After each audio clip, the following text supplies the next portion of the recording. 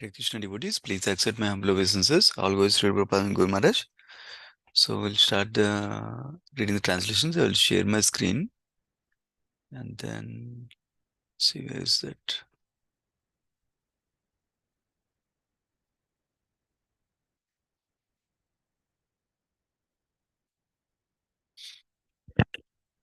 Om Namo Bhagavate Vasudevaya. Om Namo Bhagavate Vasudevaya. Om Namo Bhagavate Vasudevaya. Narayanam Namaskritya Naram Cheva Narottamam Devim Saraswatim Vyasam Tato Jayam Udirayet Nashtaprayeshu Bhadreshu Nityam Bhagavata Sevaya Bhagavati Uttam Sloke Bhaktir Bhavati Naistiki. So we're reading from Canto 3 of Srimad Bhagavatam, chapter 27, Understanding Material Nature. Text 1. The personality of Godhead, Kapila, Kapila continued. When the living entity is thus unaffected by the modes of material nature, because he is unchanging and does not claim proprietorship, he remains apart from the reactions of the modes, although abiding in a material body, just as the sun remains aloof from its reflection on water. Text 2. When the soul is under the spell of material nature and false ego, identifying his body as the self, he becomes absorbed in material activities, and by the influence of false ego, he thinks that he is the proprietor of everything. Text 3. The conditioned soul, therefore, transmigrates into different species of life, higher and lower, because of his association with the modes of material nature. Unless he is relieved of material activities, he has to accept this position because of his faulty work. Text 4.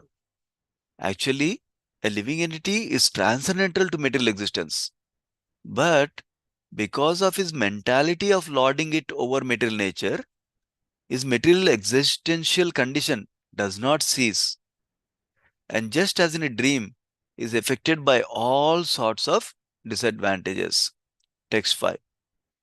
It is the duty of every conditioned soul to engage his polluted consciousness, which is now attached to material enjoyment, in very serious devotion service with detachment. Thus, his mind and consciousness will be under full control. Text 6. One has to become faithful by practicing the controlling process of the yoga system and must elevate himself to the platform of unalloyed devotion service by chanting and hearing about me. Text 7. In executing devotion service, one has to see every living entity equally, without enmity towards anyone, yet without intimate connections with anyone.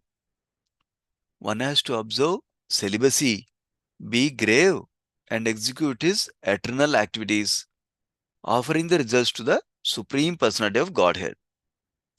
Text 8. For his income, a devotee should be satisfied with what he earns without great difficulty. You should not eat more than what is necessary. You should live in a secluded place and always be thoughtful, peaceful, friendly, compassionate, and self-realized. Text 9. One's seeing power should be increased through knowledge of spirit and matter, and one should not unnecessarily identify himself with the body and thus become attracted by bodily relationships. Text 10. One should be situated in the transcendental position beyond the stages of material consciousness and should be aloof from all other conceptions of life. Thus, realizing freedom from false ego, one should see his own self just as he sees the sun in the sky. Text 11. A liberated soul realizes the absolute personality of Godhead, who is transcendental and who is manifest as a reflection even in the false ego. He is the support of the material cause, and he enters into everything.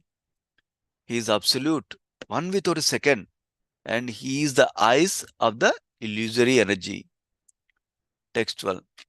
The presence of the Supreme Lord can be realized just as the sun is realized, first as a reflection on water, and again as a second reflection on the wall of a room, although the sun itself is situated in the sky. Text 13. The self-realized soul is thus reflected first in the threefold ego, and then in the body, senses, and mind. Text 14. Although a devotee appears to be merged in the five material elements, the objects of material enjoyment, the material senses, and the material mind and intelligence, is understood to be awake and to be freed from the false ego. Text 15. The living entity can vividly feel his existence as the seer, but because of the disappearance of the ego during the state of deep sleep, he falsely takes himself to be lost, like a man who has lost his fortune and feels distressed, thinking himself to be lost. So that's the last verse. Thank you, everyone. Aradhya Madhavi, whenever you're ready, you can start, Madhavi.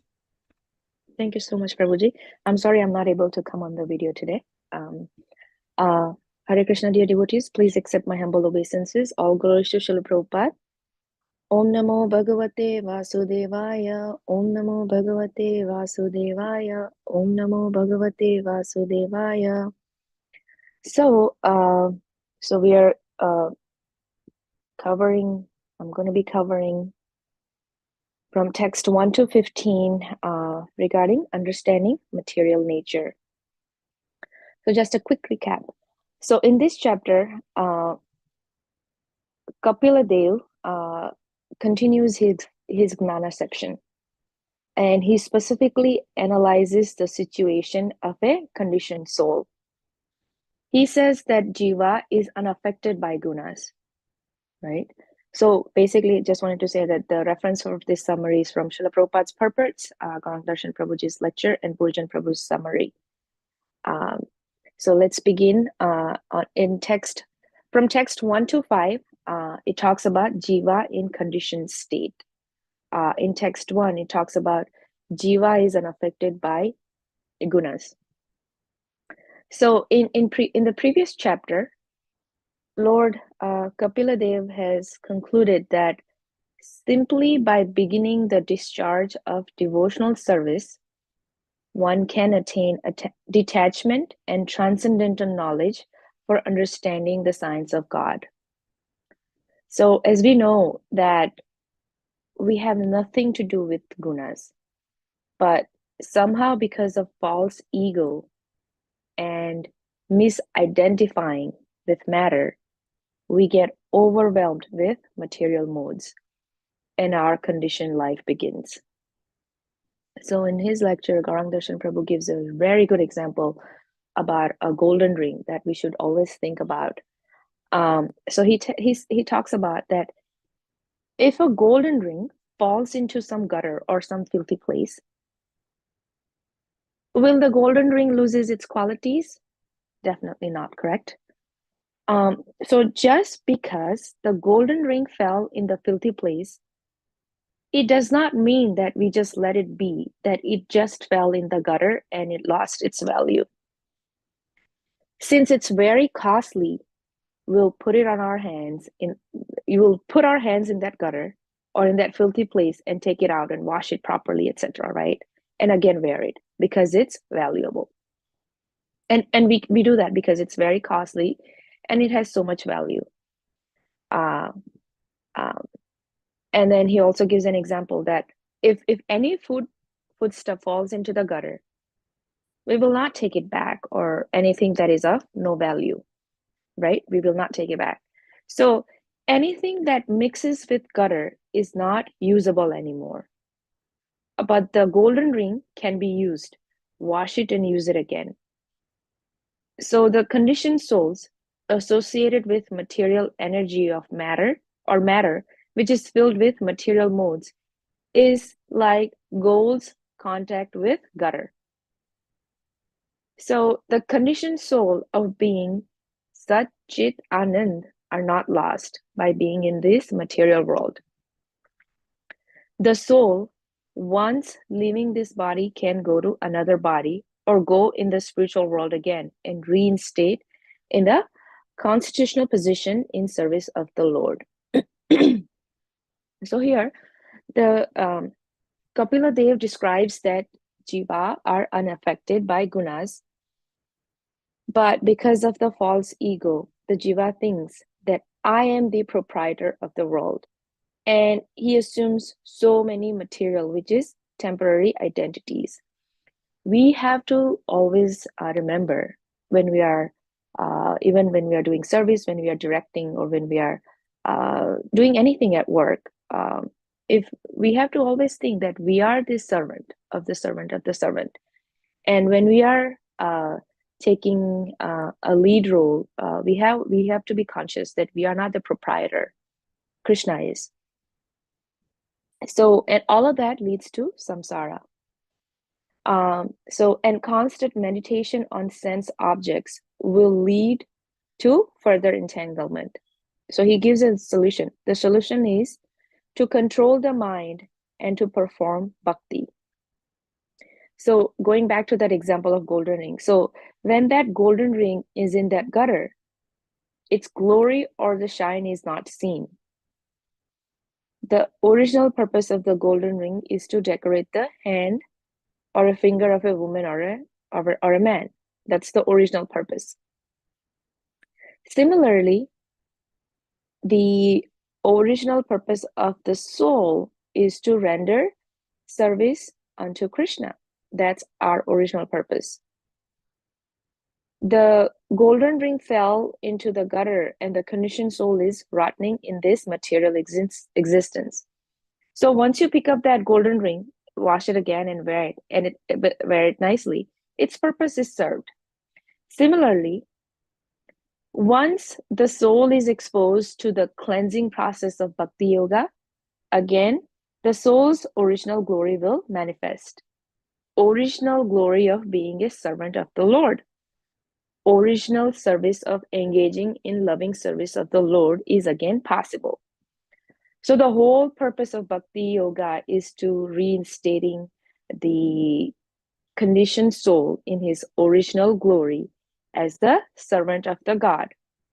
So one has to practice what? Bhakti yoga. So in text 1, we talked about jiva unaffected by gunas. In text 2, jiva falsely thinks proprietor due to the false ego, and that leads to samsara. In text 4, we saw that constant meditation sense objects leads to material condition, and in text 5, it gives a solution. It gives a solution of controlling mind through bhakti and detachment, that is like the original purpose of a soul is to render service unto Krishna. That's our original purpose. And the whole process of bhakti yoga is the way of reinstating conditioned soul in his original glory as a servant of God. So in text 6, if you have the purports open, if you all have the purports open, you can refer to that.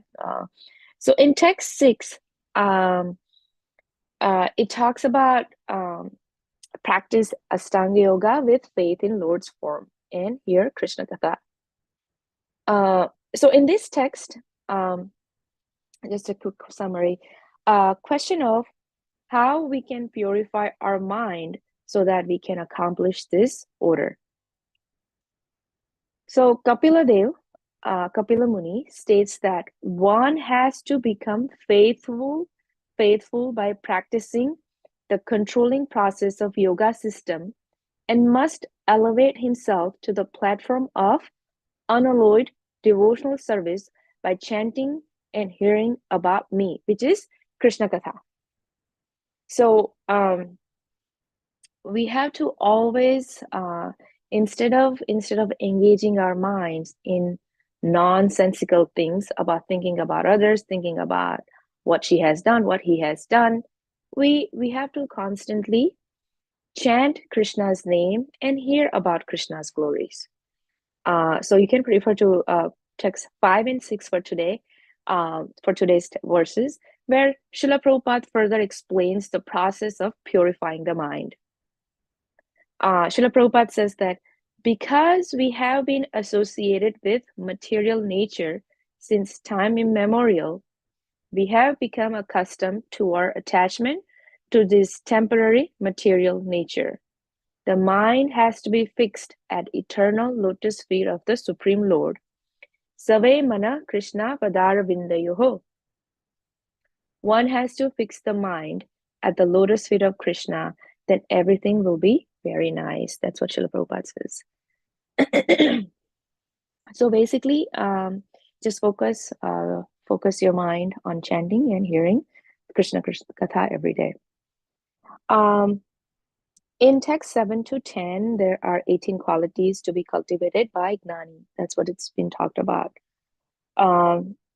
So here, Kapila Muni offers further instructions to guide yoga practitioners according to the preliminary rules and regulations of yoga, which is yama and niyama, which you have heard about it in previous chapters.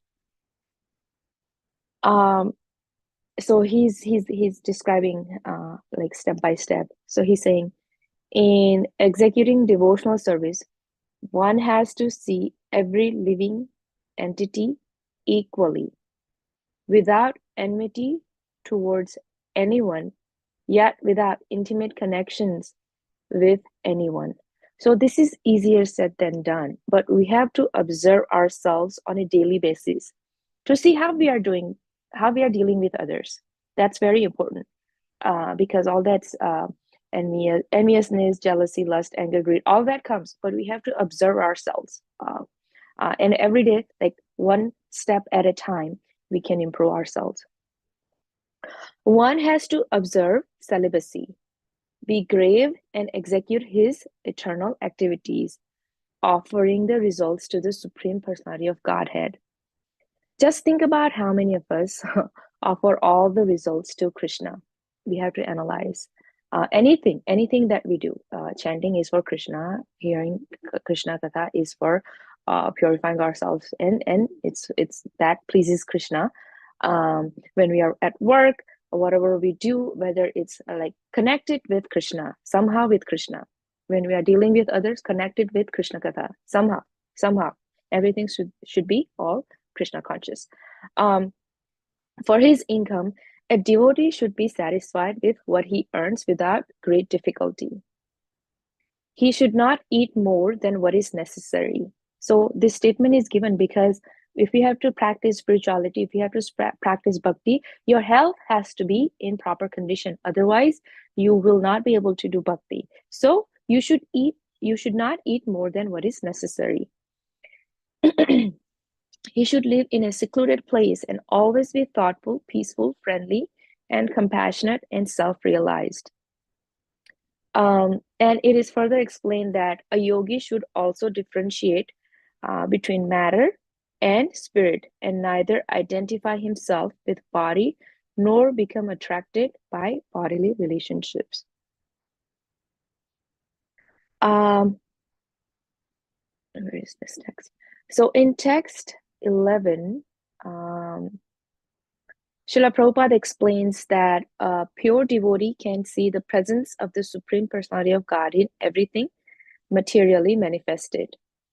He is present there only as a reflection, but a pure devotee can realize that in the darkness of material illusion, the only light is the Supreme Lord.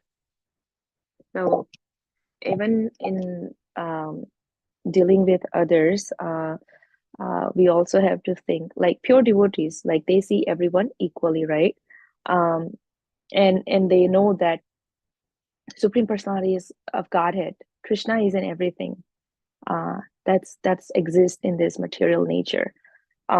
Similarly, as devotees, we also have to think when we are dealing with others that Supreme Personality of God resides in everyone's heart. So be careful how you deal with others. Do not hurt others, and that's something that we all have to be mindful of. Now in text 12 to 13, Kapil Muni will offer an example.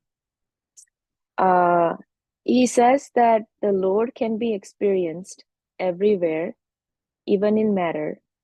And he gives that example of just as the sun is realized first as a reflection on the water and again as a second reflection on the wall of a room, although the sun itself is situated in the sky.